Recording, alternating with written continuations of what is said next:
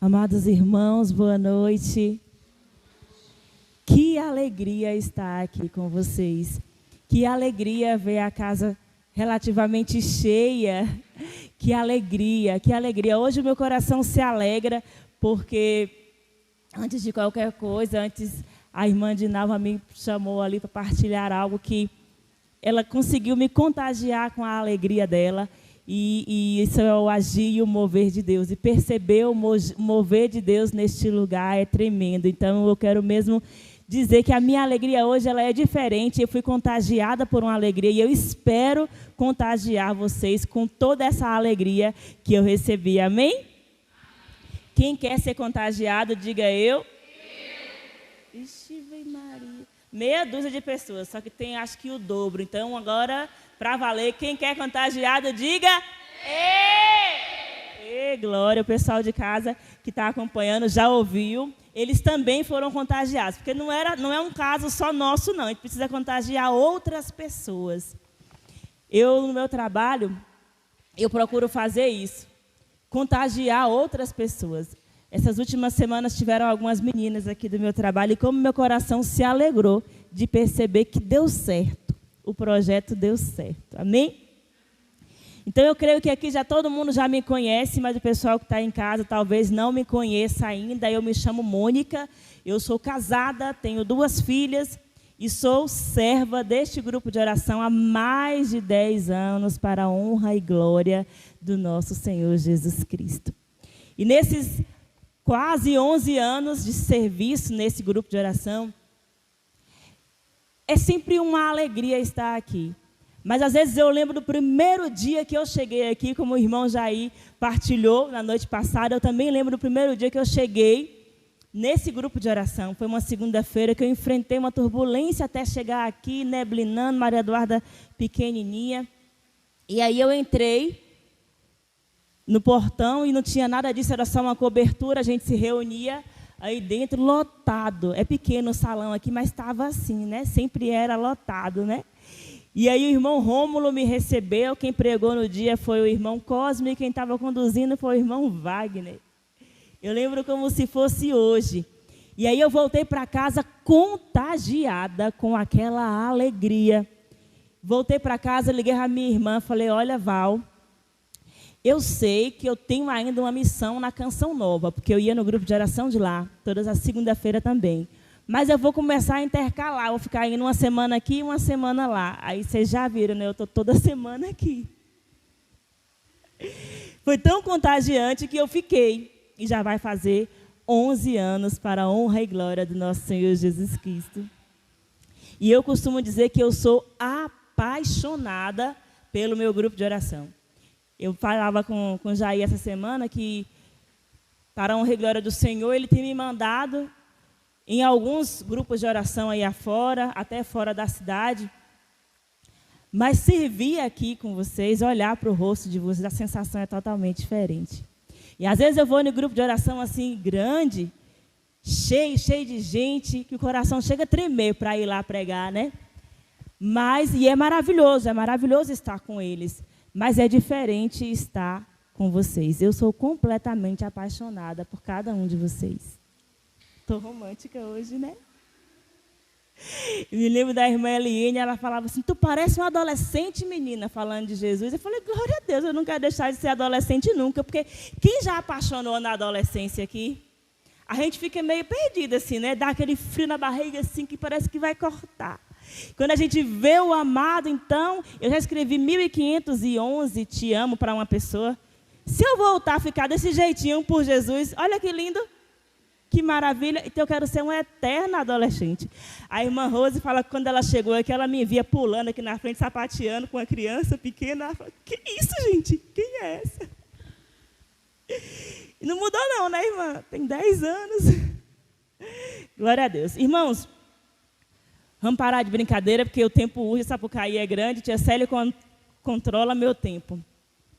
Hoje o Senhor preparou para nós um tema que, ao mesmo tempo que nos exorta, esse tema também nos conforta, nos consola. Eu creio que o Senhor, nessa noite, Ele tem algo mesmo em particular para cada um de nós. Eu creio que Ele sabia que Regina viria aqui hoje, então Ele já colocou o tema desde a noite de quinta-feira para que Regina pudesse ouvir, para que Eliane pudesse ouvir, Dona Dinalva pudesse ouvir, para que Jaque pudesse ouvir, Elisângela pudesse ouvir, e assim todos nós, porque é algo que o Senhor tem em particular conosco nessa noite. O Senhor falou comigo enquanto eu preparava, e eu creio que Ele está falando com você a partir de agora por meio desse tema. O Senhor disse a nós na noite de quinta-feira que o tema a ser pregado nessa segunda seria: eu estou no controle.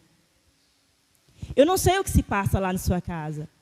Eu não sei o que você almeja, eu não sei o que espera, eu não sei o que você busca. Eu não sei quais são os seus sonhos, seus planos, seus projetos para 2023. Eu não sei se de repente o que você busca, o que você espera, você está buscando desde 2000, sei lá, 30 anos, 1 ano e meio, 2 anos. Eu não sei quanto tempo você espera por algo. Mas o Senhor nessa noite vem dizer para você: descansa. Quem te prometeu, garante. Eu estou no controle. Não se desespere. Mas sabe qual é o problema? O problema é que às vezes, quantas vezes eu já fiz isso na minha caminhada com meu esposo, entregava para Jesus e na hora que a boca esquentava um pouquinho, eu ia lá e pegava.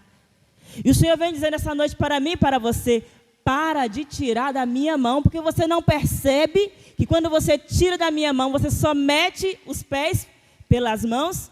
Sabe por que está dando errado? Está dando errado porque você quer tomar da mão de Deus. Sabe por que você quer tomar da mão de Deus? Porque às vezes dói esperar. Porque as demoras de Deus às vezes dói. Mas sabe por que demora? Porque Ele não dá a coisa pela metade, não. Porque Ele não faz a obra pela metade. Porque o Senhor, Ele não manda assim uma chuva só para poder, um paga-pó, como dizia minha avó, não. Se está precisando lá é de chuva para molhar a terra, para que a semente possa germinar, então vai demorar 1 ano, 2 anos, 3 anos. Mas quando Ele mandar, Ele vai mandar a chuva que o terreno precisa. Então, se está demorando o que você espera, meu irmão e minha irmã, não se desespere. O segredo é esperar no Senhor. Se você acredita que Ele está no controle, então descansa. Quem foi que te disse que está no controle? Foi Mônica? Que está no controle? Não. Quem te disse eu estou no controle foi o próprio Deus. E quando eu falo, gente, foi o próprio Deus, é o Todo-Poderoso. Não existe ninguém mais poderoso.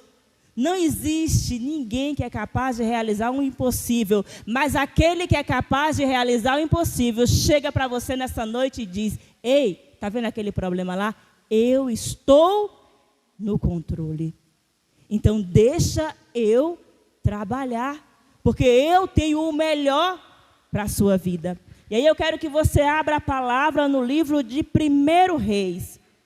É lá no início da Bíblia, a gente vai passar de Samuel, depois de Samuel, próximo aí a Samuel, 1 Reis. 1 Reis, capítulo 3, versículo do 16 ao 28. Vai contar uma história muito parecida com o que a gente vive de vez em quando, de querer 1 Reis, capítulo 3, versículo de 16 ao 28. 1 Reis, capítulo 3, de 16 a 28. Amém ou misericórdia? Eu ouvi mais amém do que misericórdia, então vamos seguir. Nós vamos falar do rei Salomão e de 2 mulheres com um problema. Assim como nós, às vezes, estamos com um problema, né? E as 2 mulheres, elas queriam resolver tudo do jeito dela. Do jeito que estava doendo no peito, ela foi para resolver na carne. E aí nós vamos entendendo o que essa palavra tem a ver com o tema, de acordo a gente for lendo. 2 mulheres prostitutas foram ao rei e se puseram diante dele. Uma das mulheres disse: meu senhor, eu e esta mulher moramos na mesma casa. Eu tive um filho quando ela estava na casa. 3 dias depois que eu havia dado à luz, ela também teve uma criança. Não havia mais ninguém conosco, estávamos sozinhas na casa. Aconteceu que certa noite essa mulher se deitou sobre o seu filho e ele morreu. Ela se levantou durante a noite e, enquanto eu dormia, pegou o meu filho, que estava ao meu lado, e colocou do lado dela. E ao meu lado ela colocou o seu filho, que estava morto. Quando acordei de manhã para dar de mamar ao meu filho, vi que ele estava morto. Olhei bem e notei que não era o filho que eu tinha dado à luz. A outra mulher retrucou: não é verdade. O meu filho está vivo. É o dela que morreu. A primeira contestou: é mentira, seu filho está morto e o meu está vivo. E discutiam diante do rei. O rei interveio.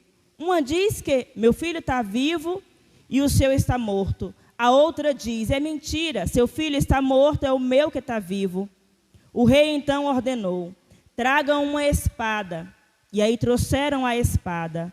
O rei disse: cortem o menino vivo pelo meio e deem a metade para cada uma. A mãe do menino vivo sentiu as entranhas se comoverem pelo filho e suplicou: meu senhor, dê a ela o menino vivo, não o mate. A outra, porém, dizia: nem para mim, nem para você, dividam o menino pelo meio. E o rei deu a sentença: entregue o menino vivo à primeira mulher. Não o matem, ela é a mãe dele. Israel inteiro ficou sabendo da sentença que o rei havia dado e passou a respeitá-lo, pois todos viram que ele possuía sabedoria divina para fazer justiça. Palavra do Senhor. Irmãos, eu não sei se já aconteceu com você, mas já aconteceu comigo. De ver que a coisa apertou tanto, e no desespero, como aquela mãe, nós vimos aqui 2 mães desesperadas, e elas queriam resolver a coisa do jeito dela. A primeira mãe, que o filho morreu, ela falou: eu não vou ficar sem filho, não. Ela não confiou que Deus poderia futuramente dar, 10 filhos para ela, não. Mas a dor era tão grande, o desespero era tão grande, que ela falou: epa, eu não vou ficar sem filho. Eu vou resolver agora a minha situação. Ela tomou o controle na mão dela, roubou a criança da outra, sem pensar nas consequências, sem pensar na dor que a outra ia sentir, sem pensar que a vida inteira ela ia olhar para aquele filho e ir sabendo que ela tinha roubado para tê-lo. Mas ela queria resolver do jeito dela, então ela meteu os pés pelas mãos, porque a mãe do filho vivo percebeu que o filho não era o filho dela.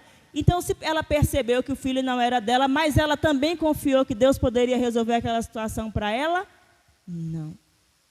Ela também, tomada pelo desespero, pela dor, ela foi e gritou: esse não é meu filho, seu filho está morto, e foi brigar com a outra mulher.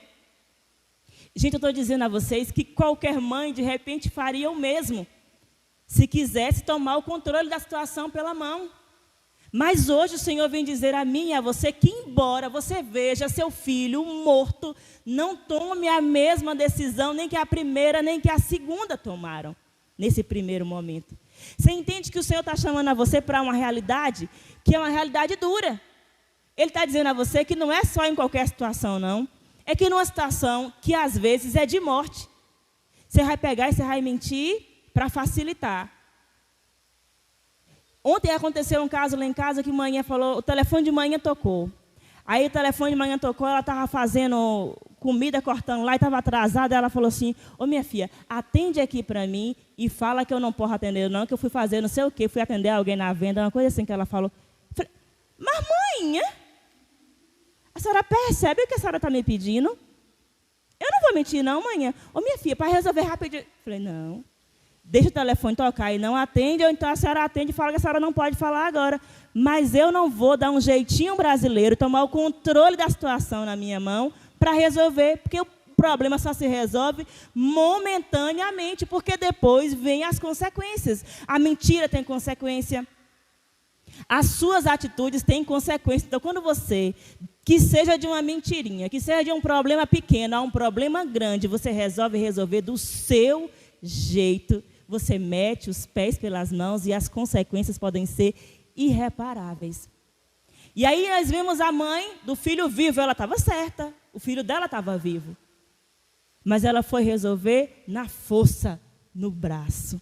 Meu irmão e minha irmã, eu quero dizer a você que se a boca apertar na tua casa e você não vê solução para nada, eu quero dizer a você, bata o joelho no chão e diga, Senhor, eu quero viver a tua palavra. Eu não vou resolver pela força do meu braço, porque o Senhor me disse, dia 23 de janeiro de 2023, que o Senhor estava no controle. E mais ainda, aquela neguinha que estava na frente pregando, disse que o Senhor é o Deus do impossível. Então eu quero viver a tua palavra, mas eu não vou matar, roubar, destruir, mentir. Faça isso, experimenta. E você vai ver a força do seu Deus, daquele que diz a você, ei, eu estou no controle. Só que a gente não. Quando a boca aperta, o que a gente faz? Pega o controle. Ó Deus, espera aí, até aqui o Senhor resolveu, mas agora eu vou pegar o controle e tentar resolver do nosso jeito. Aí a mãe, que tinha toda a razão, coberta de razão, ela pega e vai brigar com a outra. No meio daquela briga, então vamos para o rei. O rei decide então quem vai ficar com o menino. E enquanto elas estavam na frente do rei brigando, não resolveu nada. Cada uma querendo tomar o controle na mão. A certa querendo tomar o controle, a errada querendo tomar o controle. E naquele momento, o rei olha e fala, as duas estão erradas. Vamos dividir o menino ao meio. Percebe as consequências? Se elas tivessem insistido com aquilo, o que teria acontecido? A pobre criança inocente seria partida ao meio. E nós conhecemos o Velho Testamento, nós sabemos que lá era assim que as coisas aconteciam. Então, quando nós tentamos resolver as coisas com a força do nosso braço, quando nós pegamos o controle para resolver, vidas podem ser ceifadas por conta de nossas atitudes. Mas aí, quando chega diante do rei, naquela briga, naquela angústia, aquela confusão, que o rei toma essa decisão de cortar o menino ao meio, a mãe certa recobra a consciência e recorda que existe a misericórdia do Senhor. E aí ela chega e intervém. E ela diz, não corte ele ao meio. Pode dar, eu entrego então. Você entende que ela abriu mão do seu filho só para vê-lo vivo? Minha irmã um dia chegou para mim e falou assim, Mônica, tem ideia de que às vezes a gente pede algo para Deus e quando a gente pede para Deus, Deus nos dá. E quando Deus nos dá, às vezes, é preciso a gente entregar, como Ana entregou Samuel. E nós rezávamos, eu até partilhei aqui outro dia, por uma amiga lá na roça que demorou, acho que foi mais de 5 anos, para poder engravidar. E quando ela já estava achando que não ia mais ter filho, o Senhor deu a graça de vir, João Gabriel. E aí eu falei isso. Senhor, pode ser que está pedindo que vai dar João Gabriel para Nara, mas pode ser que o Senhor peça de volta. Entregue para a missão. Tem coragem de me dar para a missão, como Ana entregou Samuel? E aí, às vezes, eu pego e falo, não, esse é meu. E aí, a vida de Samuel, a vida daquela pessoa que poderia ser uma vida frutuosa, é uma vida desregrada no mundo. E, às vezes, estamos um caminho sem volta, porque nós tomamos o controle em nossa mão. Mas, voltando àquela mulher, quando ela recobrou a consciência, ela disse, não o mate, eu entrego. Ela fez o que o Senhor nos pede que façamos hoje, que entregue na mão dele, que deixe ele resolver, porque o rei era ungido do Senhor. O rei, ele tinha sabedoria divina, ele tinha uma visão não humana da situação, mas ele tinha uma visão divina. Quando a mãe diz isso, então eu entrego para ela, mas não o mate. Ali o rei percebeu que ela estava falando a verdade. E o rei entrega o filho a ela e diz, mãe nenhuma aceitaria que o filho fosse cortado ao meio. A mãe que estava mentindo, a do filho morto, perdeu tudo. Mas a mãe do filho vivo, que no último momento decidiu entregar o controle na mão do rei, que era o ungido do Senhor, essa recebeu a vitória. E é isso que o Senhor tem para você nessa noite, a vitória. Mas é preciso você entregar para Ele. E às vezes quando você entrega para o Senhor, é doloroso. Imagine Nossa Senhora entregando Jesus. Você acha que foi fácil? Ver tudo que Ele passou. Ela deve ter chorado, deve ter doído muito, sangrado, o coração dela sangrado ali, lágrimas de sangue deve ter rolado do rosto de Nossa Senhora. Mas ela sabia que Deus tinha um propósito de salvação. E eu tenho certeza que Deus tem um propósito de salvação na sua vida e na sua casa. É preciso apenas que você entregue nas mãos dele. Eu contando essa história de que Deus fez tudo para o seu louvor, lá no meu trabalho algumas pessoas dizem assim que esse Deus que você fala, que cria tudo para Ele, é um Deus egoísta. Eu não acho que Deus é assim, não. Mas, amados, esse Deus está dizendo a você hoje, entrega o controle na minha mão. Ele não quer que você entregue o controle porque Ele é um carrasco, porque Ele vai te julgar, te condenar, não. Ele pede que você entregue o controle nas mãos dEle, e aí Ele vem e diz, eu sou apenas o que sou, eu não sou um monstro, eu sou um Deus de amor, eu estou aqui, eu quero o controle das coisas nas minhas mãos para eu te curar. Eu quero o controle das coisas nas minhas mãos para eu te restaurar, para eu te libertar. Eu quero o controle das coisas na minha mão para que você possa sentir o meu amor. O amor que nós cantamos aqui no momento da oração, de que nós éramos filho amado. Mas muitas vezes nós não sentimos que nós somos filhos amados, porque nós não permitimos que o Senhor nos ame. E nessa noite, Ele vem dizer para nós, entregue tudo em minhas mãos e eu não saberei te fazer mal, eu não saberei te castigar, apenas te amar. Louvado seja nosso Senhor Jesus Cristo.